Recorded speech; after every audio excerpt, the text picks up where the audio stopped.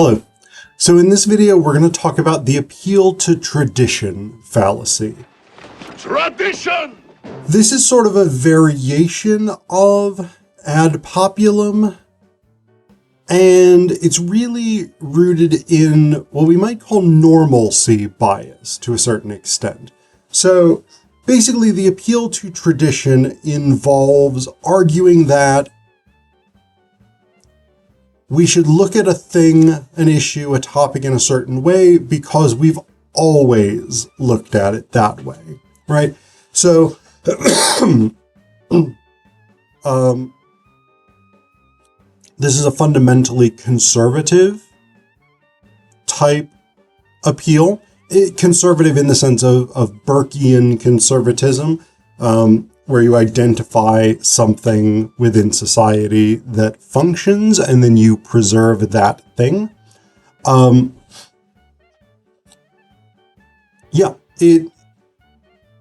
So part of what roots it in normalcy bias is the implicit assumption that because things have been done this way, or I'm claiming that things have been done this way, they should continue to be done that way. That's the norm. That's the normal thing to do, right? And that's basically normalcy bias, is the assumption that because things are the way they are, they will stay the way that they are, or they should stay the way that they are. The appeal to tradition we see across a wide range of, again, particularly more conservative arguments. Political arguments, religious arguments, things like this, we often see the appeal to tradition. The anti-same-sex marriage argument is rooted in the appeal to tradition.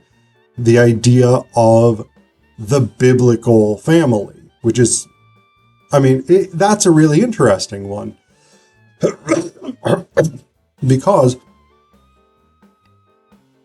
if you look at depictions of marriage across the Bible, it is really not a document that says single generation nuclear family.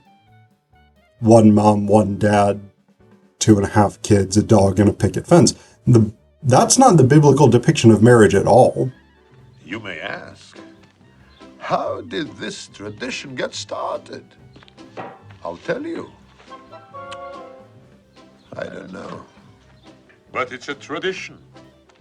So, in this case, this is one of this actually reveals a really interesting thing about the appeal to tradition, is that often those traditions are not traditional.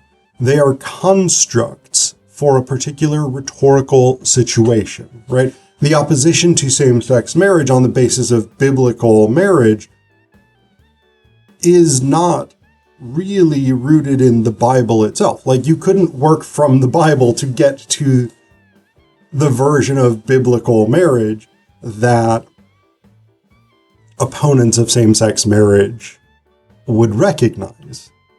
The text itself doesn't lend to that, nor really does the tradition of much of Christian history. But you've also got this other traditional families, which are, again, kind of a weird social construct, right? Because they come out of this, not the reality of the 1950s, but the 1950s sitcoms, 1960s sitcoms, the idea of the nuclear family of mom, dad, 2.5 kids, a dog, and a picket fence. That was never the reality for the vast majority of people. Family structures have always been dynamic, multifaceted, different family structures to serve different needs, extended family, kinship networks, etc., as well as more non-traditional families like roommates, cohabitation, as well as same-sex couples together in long-term committed partnerships.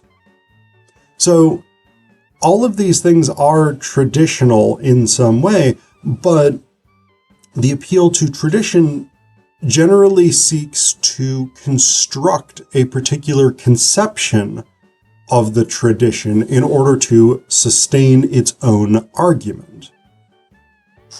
We see the same kind of thing a lot of times with political arguments, particularly conservative political arguments, which at least in the US are likely to be rooted in constitutional originalism.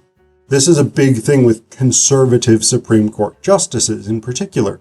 This idea that, oh, here's what the founders meant.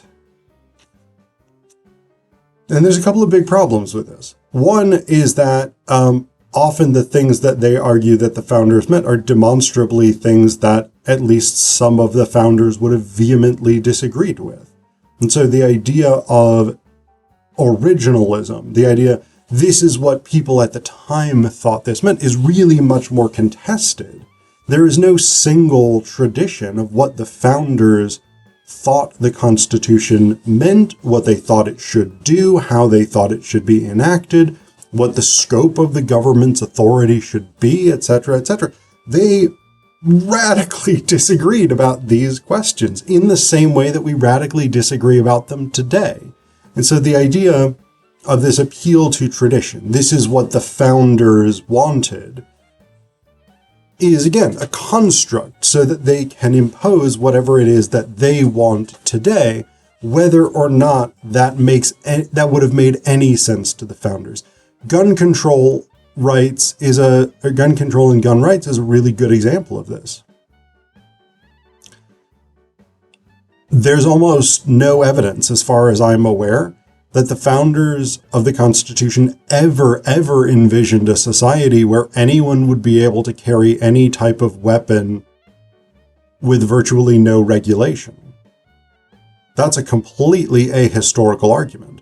My understanding is up until the 1950s, nobody would ever have said, yes, that's what the Second Amendment is about.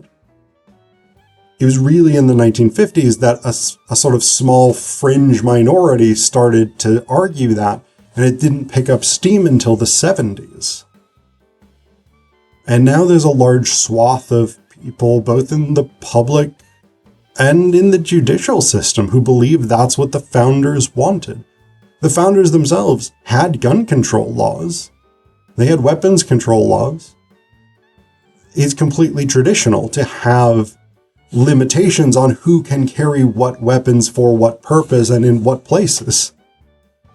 But the tradition that has been constructed is this sort of absolutist individual liberty and damn the consequences approach.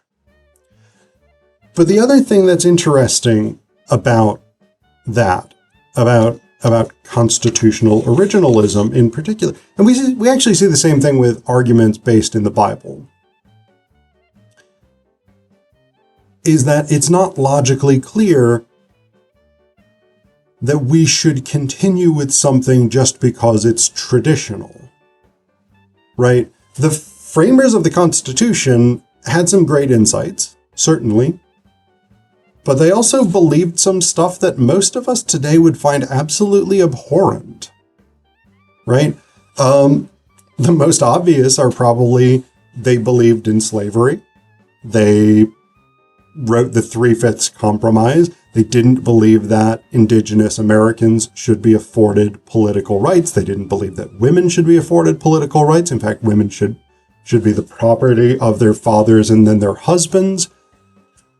They also had some wackier beliefs that we wouldn't recognize today. I mean, Ben Franklin didn't believe that the Irish or Scandinavians or Germans were white. He wasn't even sure the French were white. I mean, are these really worldviews that we want to adopt wholesale just because they're traditional, right? So this is and I'm not, when I say that, I don't mean, when I say the Ben Franklin thing, I don't mean like, more people should want to be white as such. But what I mean is like, the way that we look at things today is radically different than the way that people looked at things in the latter portion of the 18th century. And it's not clear that just because people in the latter portion of the 18th century looked at a thing a certain way, that we should look at that thing that way today. This is the other big pitfall of the appeal to tradition, is that it assumes that the tradition itself is the most valuable element of any social question, as opposed to things like the social utility of the issue in question, right? If it's better to not have slavery, then the fact that the Constitution allows for it isn't, or did allow for it prior to the 13th Amendment, which even still does allow for slavery, unfortunately. A lot of people don't necessarily realize that, but it allows for slavery for people convicted of crimes, which is pretty fucked up. And at this point, maybe something we should change. You know, let's revise that clause to the 13th Amendment. Just no slavery, full stop. I mean, I would argue that that has more social utility today to say we want a society without slavery of any form than an appeal to tradition saying, well, it's been this way since 1865. Yeah, so what? I don't give a shit, right? This is the thing with the appeal to tradition. There are traditions that are good and that continue to be useful today. The fact that something is traditional doesn't make it bad.